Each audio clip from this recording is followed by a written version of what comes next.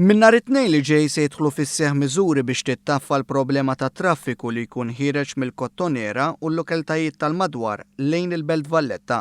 Dan tħabbar mill-Ministru għat-Trasport Joe Mitchell qal li dan se jseħħ wara pressjoni li saret mal-kumpanija Mediterranean Maritime Hub li hija l-kumpanija li se tiżviluppa ċentru marittimu f'Dock 7 fil-Marsa.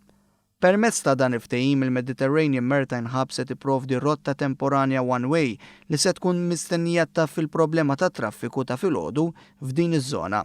L-aċċess temporanju se jkun aċċessibbli għal vetturi privati u mhux vetturi kbar minħabba limitazzjonijiet tas-sit u se jkun miftuħ bejn it-tnejn u l-ġimgħa bejn is-6 u d-9 u nofs ta' filgħodu.